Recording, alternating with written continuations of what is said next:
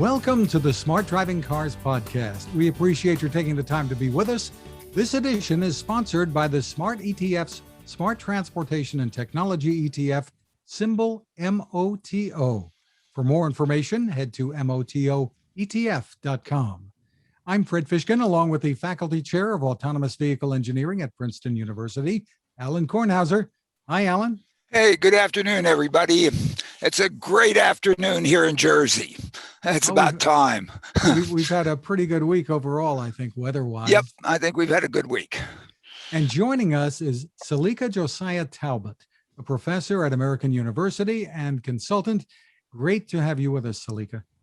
Thank you so much for having me. And it's pretty good weather here in Washington, D.C. as well. I know. I mean, what? Are all the cherry blossoms out and so on? My goodness. Life is good. Oh, very good. Yeah. Hey, yes. Knock on wood, everything. Yes. Yes. Well, Selika, you have a piece in Forbes now online headlined, "Stop, Inform, Wait: How to Handle an Autonomous Vehicle Incident." Tell us a little more and about the need at this point. Well, it really started with this understanding of addressing education, but at a more fundamental level in terms of educating young people, children, and then hopefully in turn, they'll educate their parents and us grown folk. Autonomous vehicles are expected to do so many things, but we know, like any other apparatus or technology in America, it won't be perfect. So while they will drastically reduce crashes, fatalities, and injuries, there will be times where there will be incidents when they come into contact or crash with cars that are driven by humans. And so what do we do in those instances? And that's really how the article was born. What should we tell people to do when a crash occurs and an autonomous vehicle is involved? And so this stop, inform, wait is similar to run, hide, fight, or stop, drop, and roll. We don't want these bad things to happen, but in the event that they do, we want society to be prepared. Different actions than if I was in control behind the wheel, I suppose? Certainly, because that wait requires some intercession by someone else to tell you whether or not you can proceed. The vehicle is not being driven by a human.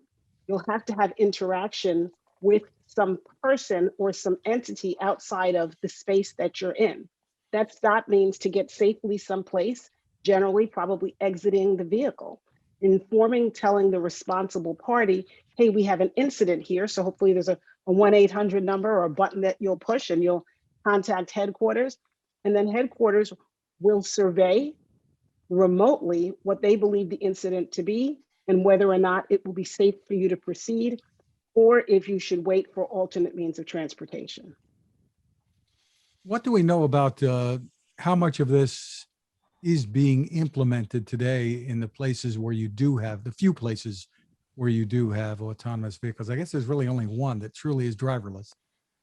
Well, we have Aptiv, which is on the Strip in Las Vegas, and they're shuttling persons to and fro, but they have their emergency driver in the vehicle. It's really Waymo in Phoenix area that is truly driverless autonomous vehicle in a geofenced space that is operating. We don't have any specific details as to what you do when you're in the vehicle, but I think that rather than concentrating on one specific manufacturer, we should have a set of principles that is across the board, no matter where you are, no matter what vehicle you are riding in, that we know what the public response should be. Yeah, Selika. Well, we do have some places in which we have driverless vehicles. In airports, for example, all the people movers in airports, and in other places where we have those things. And in fact, part of that is, if somehow the people mover at Newark Airport stops, between Terminal B and Terminal C. I'm not going to go out there and jump on that on that guideway. I mean, again, the procedures that they've implemented there in terms of the information systems and so on, I think should begin to give us, follow along the lines of what you're suggesting here, and give us some place to work from anyway, right? So sure, there is a sort of base level understanding of how you should operate on the people mover, but that people mover is relevant to you if you're regularly at the airport and using a people mover. Not everybody is operating in that space. Right. We're talking, if you work in a business or a company, every year, you likely have to watch the film that says run, hide, fight. There are instances that we have in different environments where we learn to protect ourselves, but we have come up with a national way of addressing these incidents. And that's really what I'm talking about, is a national way, not just for you and me as people, but even for first responders and law enforcement to interact with the vehicles. Absolutely, and as I put in the smart driving car e-letter, this is fundamentally important, as you pointed out. Yes, we're all going to try to make it so the probability of coming to rest or crashing or any of those things is extremely small. But you're perfect, Selika, but the rest of us, not so much so. I mean, and we really and we shouldn't expect it. So therefore, what you've written here is really important, just to get everybody, one, being realistic about all this stuff, first of all, and then secondly, being able to deal with it. Well, if you think about it, 1 second, Fred, the world in which we will first operate when there's widespread use of autonomous vehicles we'll have a world where there will be person-driven vehicles. So it's this co-location of autonomous and people-driven cars on the roadway at the same time. We won't flip a dime and then no one will be driving vehicles. Of course not. That's not gonna, as I like to say, look, there are still horse and buggies operating in Pennsylvania, in Ohio, and a lot of states, right? I mean, come on, guys. What's anybody thinking out here? Oh, go, keep going. Yeah. So the AV may not get distracted, but it doesn't mean that the people won't still get distracted. And so there is still the likelihood of crashes. And we have to, what happens when the car comes to rest? What should I do next? How do I know if all the sensors are working correctly and the radar is working correctly? I will need someone at a remote location to be able to do some kind of remote check to determine whether or not it is safe for me to proceed and move forward. And that's one of the reasons why we want to create this educational platform and base and have the conversation. As states begin to license this kind of conduct with driverless vehicles in places all over the country, what are the states demanding? That you need to have, some kind of emergency signal? That doesn't tell the people in the vehicle what to do and how to respond. Absolutely. Should these vehicles, I was going to say, Alan, should the vehicles have the ability for me as a passenger to tell it to pull over, to stop? Should the passengers have that capability?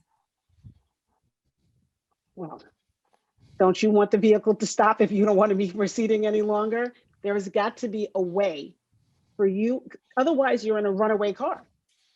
If for some reason I feel that I need to stop for a safety matter, that safety issue could be the next passenger sitting with me in the vehicle. The vehicle needs to be able to respond to me as a human inside the car. Absolutely. I mean, Fred, that's not even a question. You go in New York City subway system, you go look in the subway car, there's a little glass thing. You break the glass, pull the red handle. Now, hey, how often does that happen? I don't know. MTA could tell us how oftentimes, somebody goes in there and who knows what for good or bad reasons. But my goodness, these things are supposed to be for people. And they've got to respond to a person. And if I'm freaking out in there, it better pull over. Otherwise, I'm jumping out the window, or I'm grabbing something, I'm breaking the window and I'm going out. Are you kidding me? I mean, these things things, the thought, everybody likes to talk about autonomous, autonomous, it's doing driving, okay? It's doing one little piece of it. It's trying not to crash. That's it, okay? It might figure out the best route we should take, but come on. I mean, you've got to have people in the loop. And plus, nobody's going to put the responsibility completely in some AI algorithm. One doesn't even know what the hell the deep learning's doing and when it's going to go. Really? I mean, that's not even good enough for the funny papers. So what do other vehicle drivers need to know? I mean, I assume they have to be educated the same way the passengers of the autonomous vehicles do, and the first responders, law enforcement, but we all need to know. I think that's why my call is for education at a very base level. I'm talking, 5 and 6 year olds in kindergarten. This is fundamentally how we will respond in events that include autonomous vehicles. Then, we have kids, they come home, they tell mommy and daddy what they learned in school, right? That's sometimes how parents are learning this new information that's coming in, but it'll be part of the very fabric of these young kids as they grow, and they will know what the sort of innate response would be in the event that there is an issue. And it's not just if there's again, I don't want to only concentrate on the potential crash outside of the vehicle, because while we know that that is a possibility of happening, there are issues that could take place in the vehicle. What if I'm having a medical incident in the vehicle and I need the vehicle to stop? My point of writing this article is not just the education of the children, but really to get to those who are in the process of designing and manufacturing these wonderful new technologies, to be mindful of all the possibilities of things that can happen, and to be able to provide the passenger in the car with someone that they can communicate with in the event of an emergency. I can't rely that the car is going to understand I'm having a heart attack, but if I'm shouting out for the vehicle to stop, someone needs to be able to intercede and make sure that the vehicle can safely pull over. There could even be occasions when you would want to stop as a passenger, that if you see something outside of the vehicle that you want to stop and help or intercede in, that you might want to be able to control the vehicle that way. Absolutely. Oh, maybe, Fred. I don't know. I'm sitting in a United Airline plane, taxiing down Newark runway. I don't know. Maybe. But I'm a good-natured guy. I want to help everybody, but I don't. But the availability of human interaction and human response and human intellect in trying to deal with situations is absolutely necessary for these things. I mean, they can't be out there just, some computer algorithm doing it. Cut it out. And I hope that nobody that's designing these things is even thinking about that. I'm sure that Waymo has a pipe in there of communications, not only to be able to hit me with advertising and take all my money, but also to be in there to, in case something happens, somebody's going with half of a brain on their head is going to sit there and say and help us out. I mean, it has to be. I mean, kidding. One of the things, and it should start, and as Selika said, it really should start early, and also the thing that has to be part of it, I think, also Selika, is also respect for it, and so on, because if the people around it don't respect these things, don't think that they're in fact good for them, don't think that they're helping them, what are they going to do to them? At least, I might be the first one out there trashing it. And if I'm trashing it, it's just so easy. I mean, cut it out. So, part of that has to be part of it. What do you think, Selika? I think you're 100% spot on. I've talked about an incident that I had, now it's more than a year ago in Washington, D.C., where a Starship delivery vehicle was on the roadway crossing through an intersection, and a little dog tried to do its business on the Starship. and a little boy went to kick it. Neither one of the adults who were involved in that scenario really went to pull back either the dog or the little boy because they didn't understand what that thing was doing. We have an obligation to educate the public. This notion that you can test and you can map, and when it's all good to go, then we'll tell you about it, is disrespectful to the general public, and in the end will what likely create a backlash. We have to bring the general public along with us step by step as we map and we test and we share what the possibilities are. If I know that this thing is going to improve my life, if I know that this thing is going to make the world better, then I'm going to be all for it. And if I have no idea what it is, and I just see this intrusive thing, or maybe I'm scared of it, people are throwing things at cars as they map and test. People are kicking it. People are trying to damage it. We have to start speaking from a louder pulpit than we're speaking now. And we have to start educating our children in elementary school and middle school and high school so that they're aware of what's happening in their communities. I think that's a really important point, and in fact, in the work that I've been doing, trying to get Trenton, New Jersey, from a position of welcoming these technologies and having an opportunity to provide mobility to folks that I think can really benefit from the mobility. In fact, we may have had the best success in terms of moving forward with school children. And with the fact, I mean, it sort of went through my mind with it. My goodness, if school kids appreciate this because they can get to school, they can go play soccer, they might go visit a friend, they might, without needing to either be chauffeured or walked, for those that don't have a car, to a friend's house or to a thing. All of a sudden, if they're embracing it and protecting it, my goodness, then in terms of a community asset and so on, as opposed to, I don't know, whatever, actually, don't you touch that? Oh, no, you don't, or whatever. I mean, and working from that from that level, and then they bring it home and they bring it to their parents and so on. And so, I think this is absolutely key to start in as you pointed out, in grade school and certainly in high school. I mean, I look at some of these guys, met with some of them in Trenton, I mean, in Princeton, man, everybody has a car or whatever. It's not that way, and to have the opportunity to have that mobility easily for them. In fact, who's going to, I think, embrace these things the most? Them. And if they're there embracing and helping and positive on this, then the rest of the folks are going to come along. I think. I don't know. Talk to me about this, Selika. Well, it's a twofold thing. So we know that politicians and those in the political space are very often moved by dollars and cents and money in the pocket. Should be their constituents first, but it doesn't always happen that way.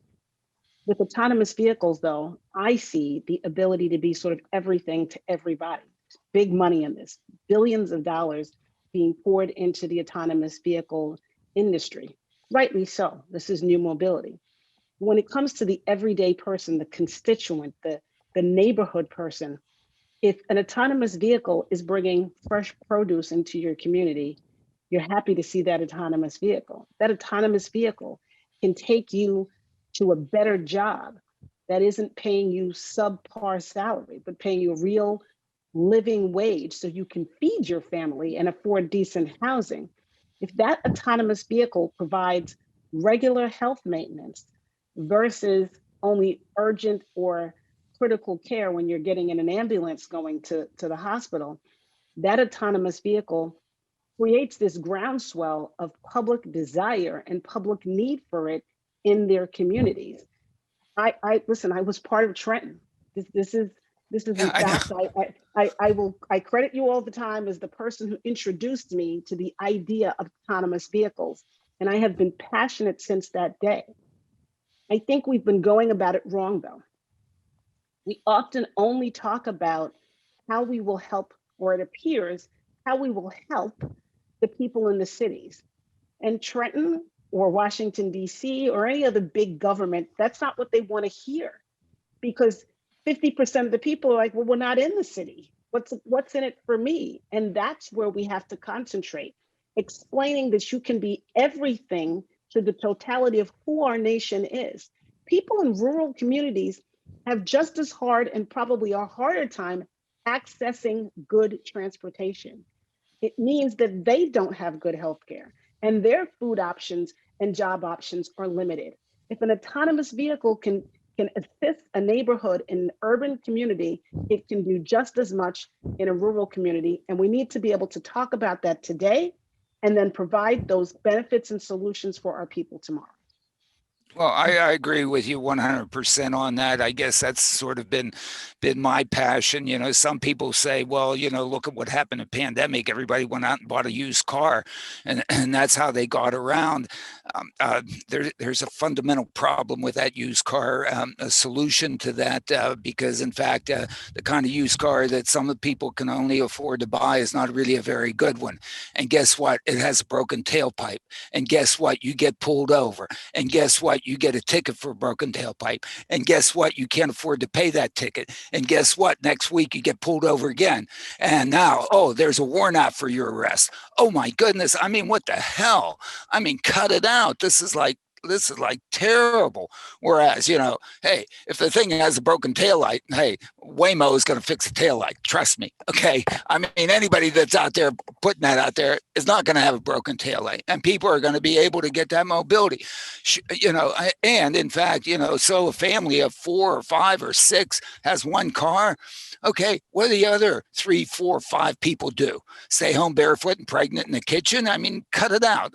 I mean, it's, you know, it is so valuable to the folks who've been left behind by the automobile. I mean, yeah, you know, I knock on wood. I've had the good fortune, you know, at least, you know, after I was, you know, out of college, you know, my parents didn't have a car. You know, I walked to school 2.7 miles uphill in 12-foot snow both ways. Never mind, whatever. But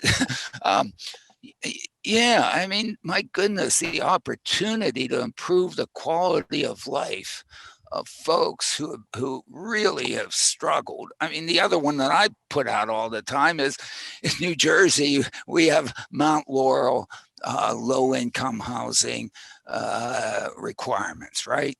Where do we locate the low-income housing? On cheap land. Okay, where's the cheap land? Huh, you got to have a car to get a quart of milk. Okay, so all of a sudden, here we go. We have now low-income housing. We have affordable housing, but we have unaffordable mobility.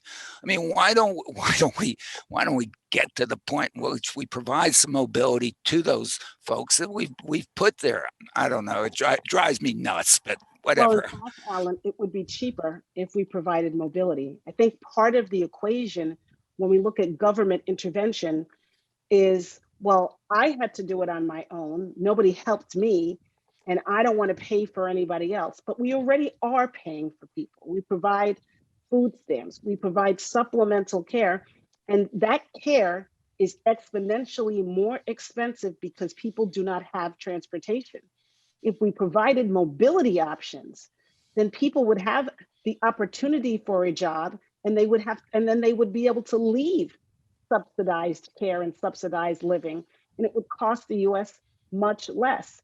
It costs more if you're treated in an emergency room than it does if you're treated at the doctor on an every month or every 6-month basis. So if we provided mobility to healthcare, it would cost us less, and the person who is not reliant on that subsidized care would be having to pay less out of their pocket. That's what equity is.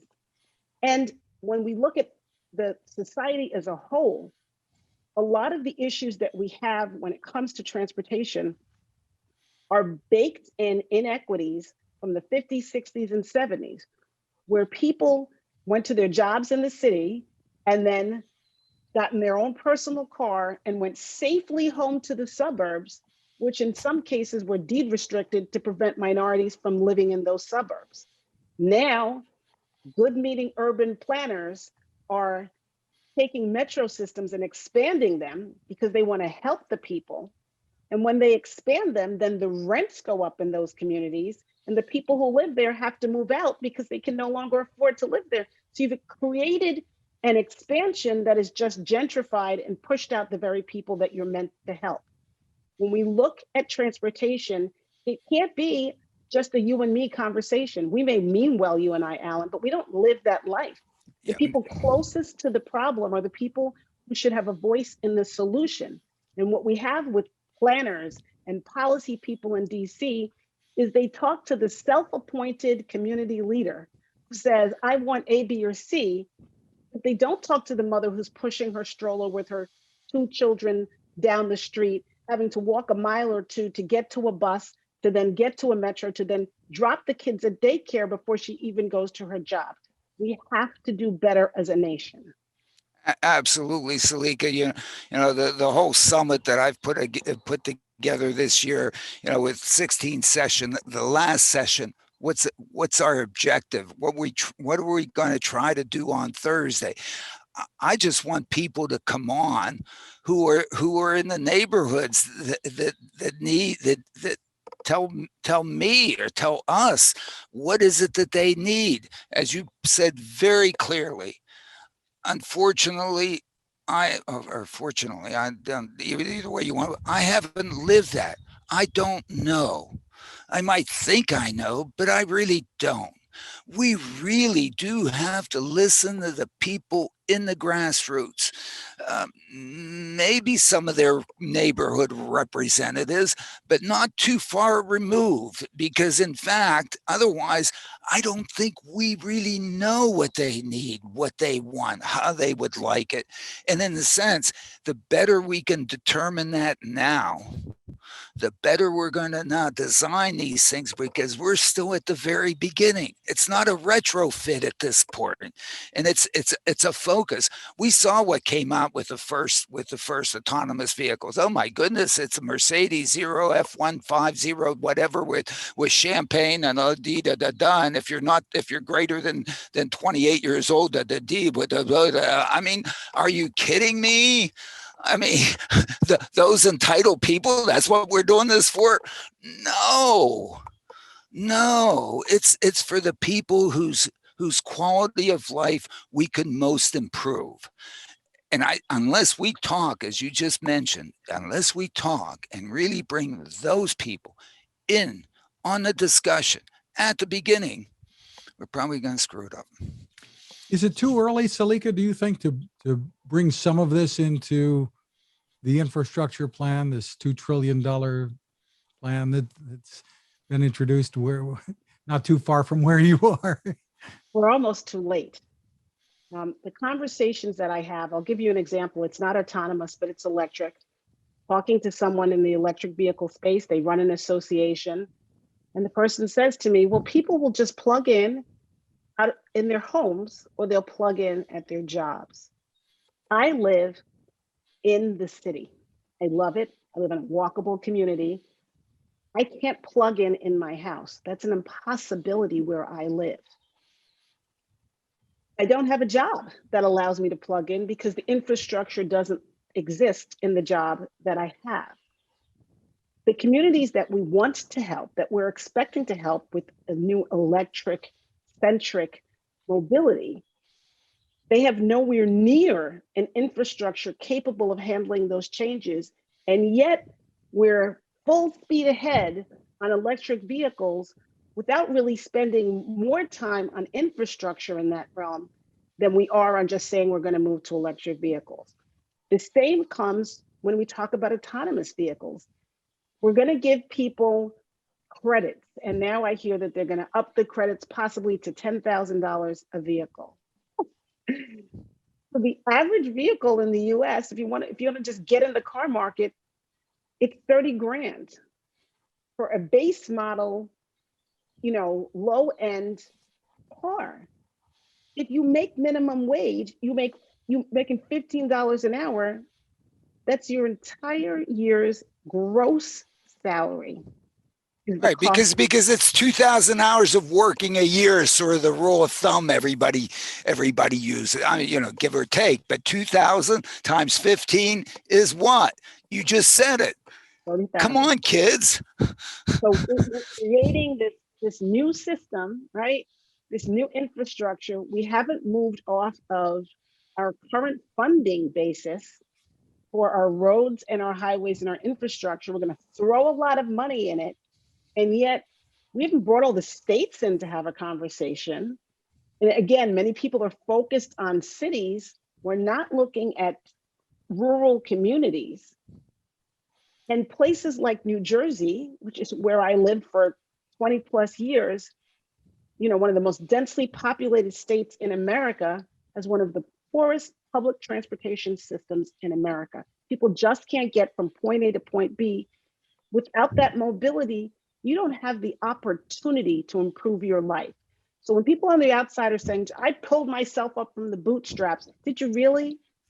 Or was there a transportation infrastructure that allowed you to increase where you are and to do better and to have some upward mobility? Let's give everybody else that same opportunity.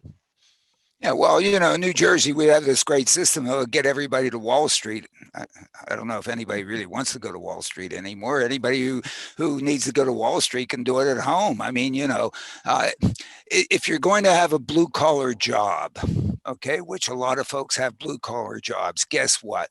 This computer does not help me with my blue collar job. Mm-hmm. If I have to dig a ditch, I have to go where the ditch needs to be dug. Okay. If I have, and that's, might be nice that we could all, hey, we're talking about me cut my grass. Hey, I'm going to have the computer. That's the situation. And in fact, the people that need mobility the most are really the people that we've left behind by the automobile. We've had all these wonderful, I'll call them wonderful, Amazon jobs at Amazon facilities, because at least Amazon was out there somewhat early paying people $15 an hour without, yelling and screaming about it or whatever. They could do better and so on. But how in the heck do you get to the Robbinsville sorting or distribution center? New Jersey Transit doesn't go there. I mean, it's, they're next to the turnpike. Nobody lives. And plus they put a bus out there that they, serve it, not when people need to be there to punch in. Okay. And so on. So in fact, the only way that those people can be served is with these kind of vehicles that are on demand, can go not everywhere, but a lot of places. And in the morning, take people to work, to their jobs where they have to be there using their blue collars and their muscles, which is what that's what those that use this and use this. I mean, they can. Anyway, what do you think? You're right. One of the examples that I use is people who say, well, we don't want delivery robots because you're going to take away jobs from delivery drivers. Delivery people aren't making $15 an hour. It's hard to live on $15, but they're not even making that. So why are you fighting for a job for someone to have that doesn't provide them with a living wage? Let the robot do that delivery. If you're trying to get to these places where we're building sort of these industrial zones like an Amazon warehouse, you're 100% right. A lot of the workers there are spending 20% or more of their take-home pay on transportation to get to this job. When you're making a decision, it's not that you don't want to work. It's not that you don't want to put your brain and your brawn to use. But if your family is better off if you stay home because you don't have transportation to get to your job, and if you use transportation dollars, you're going to have less to give your family so that they can eat and live, you may make the choice that you're not working. Instead, as a nation, how are we moving into a new era without thinking about transportation as really the platform for every single thing that we do? I had written an article probably maybe about 2 or 3 months ago in Forbes.com, talking about an AV EV czar. The Biden administration claims that they want to build back better. And my real sense to them is, if you really, really mean it, create an AV EV czar, because the issues of transportation don't just lie in the Department of Transportation. You affect housing, you affect healthcare, you affect commerce, you affect energy. AV EV is everything. Every part and facet of our lifestyle will be affected. For those who are less mobile, the opportunity to move as you will. Don't think people understand. If you have to rely on an Access Transit mobile, sometimes you have to order those a week or two in advance. They don't have that's not mobility. It's not mobility. And they cost $60 a ride. That's what New Jersey Transit ends up paying for those things. It's the opportunity that exists by having a computer drive a vehicle to provide on-demand mobility and so on, is that computer doesn't have a family to feed, doesn't have a kid to send to college, doesn't have all those expenses, doesn't need to sleep at night, doesn't need an 8-hour job with 15 minutes off here, an hour for lunch and so on. You can program them to do whatever they need to do whenever the hell you want them to do it. Okay. And in fact, when you actually look at the cost, why? Because it's all Moore's law. It's all scale is, the individual costs go to zero. Okay, you can offer 25 cents a person mile or something like that. Yeah, hey, if you're on a high capacity bus route, yes, you can. It doesn't cost you 25 cents a person mile. Problem is, that's only 1% of the person trips in the nation today are served by a subsidized transit system that is essentially totally bankrupt, and they can't serve another person because that's an even more diffuse trip. It would be, they've served all the people they can do cheaply, and even then they need subsidy. Okay. So now the opportunity to go out there, provide affordable mobility to everybody. And if somebody needs a little bit more help, oh my goodness, compared to what it takes today to, never mind. I think the thing is to get the people who have the easy mobility today to realize how important that is and move on it. We'll be back with more, but first, this is a good time to remind you about our sponsor, the Smart ETF, Smart Transportation and Technology ETF, symbol MOTO. To get more info, head to motoetf.com. On the website, we should point out it's a good idea to read the white paper. It's called The Smart Transportation Revolution. It's under the Insights and News tab. Some great information there to help you make better decisions about investing. You may know ETFs can be a smart way to spread risk with investments and even focus on a particular category of stocks. The site, once again, is motoetf.com. We're back with more of the Smart Driving Cars podcast, and our guest is Selika Talbott. Selika, what are your thoughts about the companies that are in this space today, and perhaps lawmakers and officials, what they should be doing to learn about the community needs? We've talked about that they need to do this. They need to talk to the community. What specifically can they do to make that a reality, to make that happen?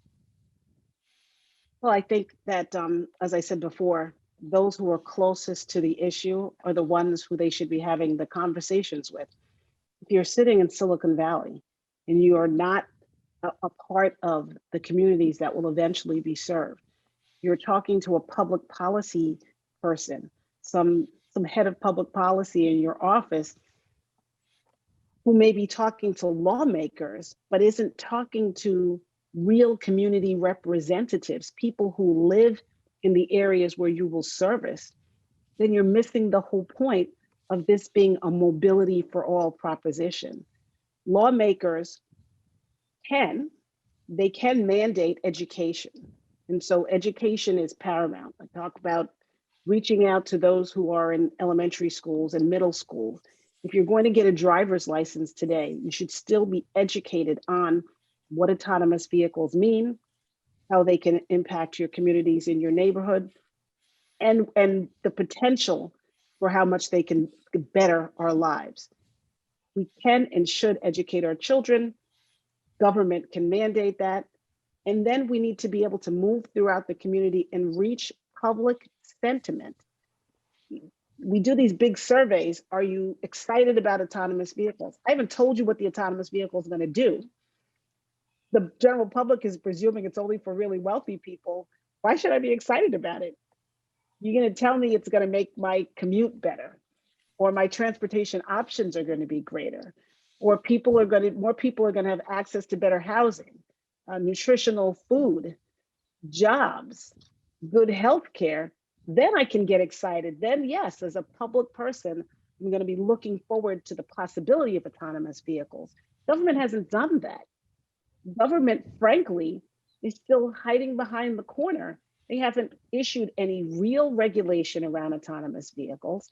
I'm not talking about something heavy-handed, but we can't get past this 2,500 vehicle maximum. So widespread what? We haven't addressed liability and insurance.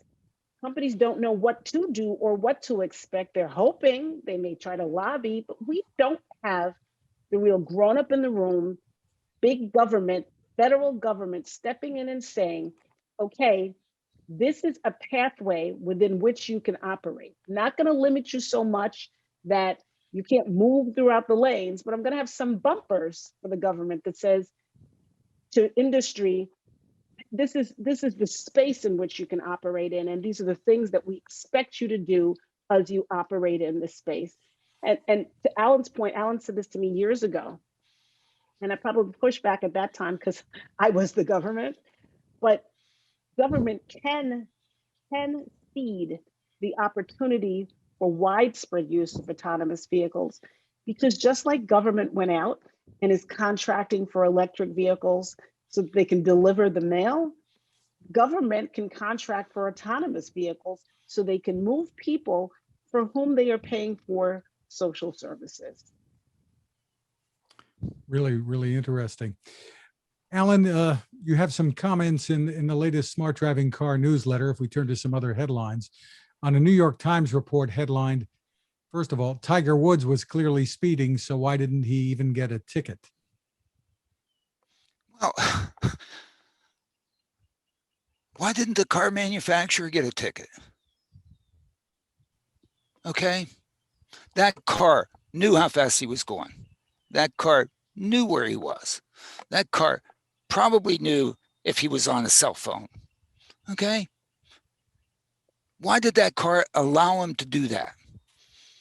Okay, so people are putting the technologies in there, into the cars. You know, before we provide, you know, driverless mobility to folks, guess what the big economic value of all this technology is, which everybody is seeing? It's the comfort and convenience aspects in the high-end cars that I'm going to buy. Okay, they see me as the target. They saw Tiger Woods. Okay, that car had all the sensors. Okay, it had the knowledge. Why did it let him do that? Okay, oh, he decided, wait a minute, you empowered him. And probably your commercials put it in his brain, oh man, the only thing I want to do is go fast. Why? Every time I watch, I mean, you know, I watched golf a couple of days ago. You watch Mercedes out there. What are they advertising to the top folks who are watching Augusta? Okay, all the, you know, rich white guys. Okay, AMG. What did Tiger do? It wasn't an AMG. He went, I guess it was a whatever it was. Wait a minute. You're pumping me up to misbehave on the road. You know I'm misbehaving. And you can go, oh no, Alan decided it's on him. He was hurt bad enough. He almost lost his life. What if I would have been standing in the road next to him and he ran me over? So it's not just him. Now, I guess when it is raises the responsibility the question, going to go to the manufacturer of these things? And they're going to say, oh my goodness, damn it. wait a minute. Well, that's the issue that you're raising here with all of the new safety equipment being built into the vehicles. Do we then hold them responsible because they've put this in there if they don't take control and prevent an accident from happening? Sure. Because Tiger might have assumed that it would, that it was good enough to take to go up that hill or down that hill or whatever at twice the speed limit. Okay, and they know it can't. Oh, maybe if you have their Formula One driver and so on and so forth. Me, Tiger. I mean, yeah. I mean, Tiger hit a golf ball. I don't know how well he drives a car, or used to be able to hit a golf ball. You know, Do you have any thoughts about this line, Selika? Well, I think that one of the things that car manufacturers have relied upon through the years is the intervening conduct of the driver. They get to step out of the realm of liability because the driver is there and the driver has the ability to make those last minute decisions. Well, as cars get much more technically able to handle roadways without the intervening actions of the driver, then we do have to take a second look at issues of liability. In this case, the truth of the matter is, Alan, I used to be a product liability defense lawyer. I can tell you in a case what like haven't this, you done? Talk to me here, Selika. Case like this, if you're representing Tiger Woods, of course you're suing the manufacturer of the vehicle. You're either saying there's a manufacturing defect or a design defect, but you know who else you're suing? You're suing the town. They have this roadway that is a known danger that people are operating on a regular basis, and they have maybe not the correct signage or the appropriate signage or enough signage. Tiger Woods, like other people who are involved in crashes, find themselves, as the law has designed it, where the presumption is always going to be that the driver was somehow at fault. As we move forward to this wonderful, innovative technology that can parallel park my car and find a space in a shopping center and all these great things that the car will brake and lane assist and all of these things. Don't forget Smart Park. We are more and more removing the driver from the responsibility of the actions of driving. And if that is the case, then the law around this has to evolve to put more responsibility back on the manufacturer and the designer of the technology, since that's who is ultimately doing the driving in more and more of these circumstances. Absolutely. And I mean, the car industry has had a wonderful 100 years. Okay. They build something, they sell it to me, and they say, sucker, it's all yours, man. You use it however you want. It's on you. Of course, hey, okay, I'll learn how to run, but now everything, it's all my responsibility. It's all on me. Now, all of a sudden, hey, they're advertising out there. Geez, I can take my feet off the pedals. I can take my hands off the wheel. They might even imply, as Elon has, I can hop in the back seat. Whoa, man, I'm thinking, man, I'm 16 again. I'm going that back seat. Whoa, I haven't been there. And well, what am I, 39? Maybe a little more than that. And all of a sudden, hey, no, the fine print down there said, no. You're responsible. Forget it. You turn the damn thing on. It's, you, and it says in there, you have to maintain attention. Okay. You have to have your butt in that driver's seat. Oh, I didn't read the fine print. I think I don't recall the fine print. I got it for you, Alan. The solution is an autonomous vehicle insurance pool. Because what you don't want to do is to stymie innovation, but you have to make sure that there is something that is going to address the risks that people are facing when they're in these vehicles. If manufacturers were paying into a pool then I'm not calling you a manufacturer bad guy. What I am doing is making sure that there is money to address crashes and injuries and victims in the event that there is an issue. Well, no, I might disagree with you. I mean, we have to have a little debate here, Selika. I don't mind a debate. You know, the disagreement is the manufacturer knows when, where the stuff works and doesn't work. The manufacturer knows that you have to maintain attention. Okay, because there are situations that they know that this sucker's not going to work and they can't predict that. So therefore, they should only allow you to turn it on when you're paying attention, not when you're in the back seat, not when your butt's not in the seat, not when, and, you know, it shouldn't allow you to go in as fast as you want to go. It just shouldn't. Okay. Alan, we can't get people to agree to wear face masks. You're going to convince them to give up control of their car. Well, that's a big issue. Well then, why should they take over? Why should it do these things in places where it can't, where they know that it's likely to get me into trouble? You're giving the government a pass because the government is standing by and they know people are getting in the back seat of these vehicles and driving on the roadway, and they've said nothing. It's as if they're not reading the same papers we are.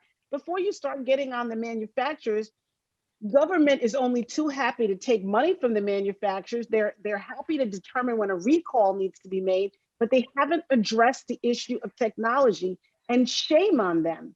I want government to step in and say, your vehicle needs to properly and clearly say you can do A, B, or C in it. And if your vehicle doesn't say it, you can't be on the roadway. And then we wouldn't have these crazy incidents with people who are pretending that they have a self-driving vehicle when we know that that doesn't exist for them right now. But Selika, I'll argue with you some more because I love arguing with you. I'm a good Republican, man. I don't like government. I'm not really a Republican, but I'll claim I'm a Republican here. I don't like government. Look, let the liability exposure get them. Okay. If all of a sudden Genesis is not held responsible for allowing the car to go 80 some miles an hour in a place that it shouldn't go 80 some miles an hour, guess what? They're going to put a thing in there that says, hey, Tiger, yeah, we told you you could go 84 up the hill, but damn it, we're not going to let you.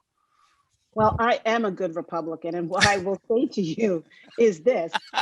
Government has completely missed the mark. I create my vehicle. I think it can do that. Government tells me whether my seatbelt works okay on my vehicle. Government has crash dummies to say whether or not my vehicle's airbags, are activated as they should, but government doesn't want to say anything about whether a vehicle is autonomous or not. That's not good capitalism. Capitalism says the government needs to say something in this space. Maybe I will become a good Republican. Along these lines, Alan, from Jalopnik, there's a headline in the newsletter. Tesla owners take to Reddit asking what happens if full self-driving isn't real. It is. I mean, I love it. I mean, hey, again, this is like capitalism. Holy, well, forget about that. What about the IRS? Okay. Are they accruing the revenue associated with that before they deliver it? I think there are accounting rules that don't allow you to accrue revenue if you haven't delivered the product. Okay. Now, I'll bet there's a long time ago I gave Tesla $1,000 so I'd be on the list of Model 3 deliveries. Okay, I still haven't bought my Model 3. I wonder if they've accrued my $1,000. But more seriously, these things are $10,000 a piece. Okay, the full, what the heck have they done with the revenue? Right. So, and so we'll do, like a Al Capone thing, we'll bring in the IRS on this, and it should fix things, won't it? That's a good Republican thing, isn't it? It's still government stepping in and telling them the right thing. Anyway, we have a good time here, Selika. Okay.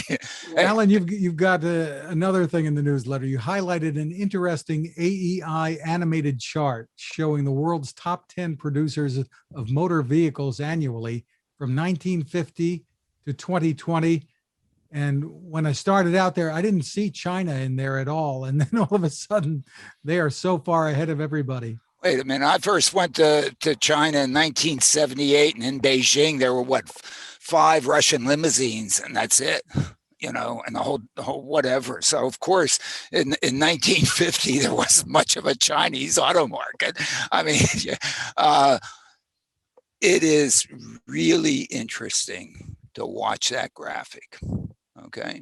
Because you go back to the 50s and 60s, U.S. produced more than half of the automobiles in the world. So go to smartdrivingcar.com, take a look at the newsletter and follow that link. I mean, just look at it. I mean, it is very informative, and to see how the, countries go back, and, the implications on electric vehicles is that, I don't know. I mean, they're going to be Lime scooters, skateboards on, 300, 600 EV companies in China. Who knows? I mean, whatever the number is, it's big. And whether they're just going to do and whatever. And where is the electricity going? Where's the electricity going to come from, Fred? Yeah. Okay. I mean, right now, the marginal electricity is produced by coal. Okay. And if you're converting from one thing and now you're going to use electricity, you're using marginal electricity. And how's it going to get to, man, talk about an infrastructure problem, an issue. If you're not going to have to at least double energy production, I don't know, whatever. And another story that you're highlighting in the newsletter is Apple's Tim Cook dropping more hints about getting into the autonomous car business. And you know what's not going to be on the back of that car. Yeah, I mean, Adam Jonas a week ago on Smart Driving Cars made it very clear to everybody, an Apple car is not going to have a tailpipe. Period. That's probably the only thing that's probability 1, okay, in the whole world. Everything else, it might be 0.99999. It might even be greater. That might be the first thing that has a probability greater than 1 is that the Apple car will not have a tailpipe. Apple wants to be as far away. I mean, can you? Never mind. I mean, just the images. Go ahead. Well, they're good. They've got a lot of fans. Apple does, yep. And if they do, make good on the promise here, or it's not really a promise yet. It's a rumor. No, who knows what they're going. It might just be I don't know. Unfortunately, I'm not so sure that Apple is trying to provide mobility to people whose lives could be really improved by the mobility. I don't think that's the unfortunate part of Apple. I don't think Apple lines up with what Selika and I have been discussing. Excellent point. Maybe I'm wrong. Well, tying in with this whole discussion, the final thing from the newsletter we'll bring up is, it's from The Verge. Uber and Lyft have a driver shortage problem, and it's costing them a lot of money. And this is what this is all about. You've been talking about this all along, Alan, that there aren't enough drivers, and especially the drivers who deserve a living wage. Yeah. To make this real. Yeah, I mean, Uber and Lyft are fantastic, but we've taken advantage of people who, were desperately trying to, do good by their families or something, and out there, providing this mobility to us at not a living wage. and so I guess there are enough people that are willing to do that and can justify doing that to provide some mobility. Great. And those of us that can afford it really should be tipping those people an exorbitant amount. Okay. To help them feed their families and help them send their kids to college and all the other things that families should do. But in the end, my goodness, as this increases, you need more and more drivers, and all the drivers that are willing to basically do it for free they're not coming out of the woodwork anymore. Well, the pandemic, I suppose, may have had something to do with this. I mean, the driver has to do his or her job with who knows who getting in the vehicle and keeping an eye. Is that person wearing a mask? They've had to clean it. They've had to do a lot more with it. People are, uptight about it and whatever. And, I don't know, but people have said, I don't know. And maybe they don't, the risk to them with somebody else in their car and so on and so forth. They finally looked at that. I guess we've had some stimulus money to help them out a little bit. Great. I'll give them more. But my goodness, and it's not as if Uber and Lyft are providing, there are more than 1 billion person trips every day. Even, well, little fewer during the pandemic, but 35 million in New Jersey every day. Uber, Lyft, not 1%, not 1%. And that's basically using up the whole opportunity or people that you can take advantage of who are willing to work for nothing. Now somebody says, "Hey, I want a living wage to drive an Uber." What the hell's the cost of an Uber ride?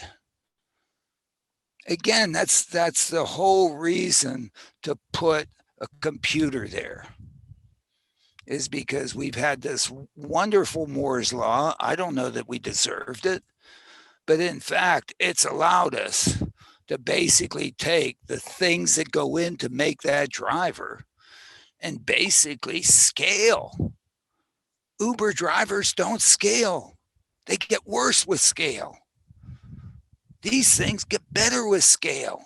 Ubers get more expensive. The more Selika, you want to chime in with a final comment on that? Listen, I have to agree. I think that we should stop trying to hold on to things that aren't good for the people who are being abused by these ecosystems that we are tethered to. Uber and Lyft was wonderful. It's a great idea. But yes, replace the person with the machine, because the person can't feed their family based on what they're making with those Uber rides. Yeah, there are only so many people that live at Downton Abbey, There are only so many people that, that were married to the Queen of England. God rest his soul. What a great, well, anyway, what a great life for him and so on, but whatever. Well, we want to remind people, Alan, that there's still one session left in the Smart Driving Car Summit next Thursday, live at noon Eastern. Again, it's focused on making it happen. And the series has been groundbreaking in many ways. Really, congratulations on it, Alan. Yeah, we had a great session today, on Thursday, and it was really wonderful. As somebody pointed out, it was great to see a state senator, a Republican state senator from Florida, talking nicely with a Democratic assembly person from New Jersey, and they were actually, they were civil together. I mean, it's worth the price of admission. But Selika and I were somewhat civil today, so. But I'm a good Republican, Selika, believe me. Again, it's live noon Eastern on Thursday. Head to smartdrivingcar.com to register and get more info. We really want to thank our guest this week, Selika, Josiah Talbott. Thank you so much, Selika. Thank you for having me. I appreciate it. Selika, great having you. Thank you. And everybody have a good weekend. It's still a nice weekend here in Jersey. I think it's going to rain all next week, but we could use the rain. And the cherry blossoms are Magnificent. We Take also care. want to thank our sponsor, Alain, the Smart ETF, Smart Transportation and Technology ETF. The ticker symbol for the ETF is MOTO, and more information is available at motoetf.com.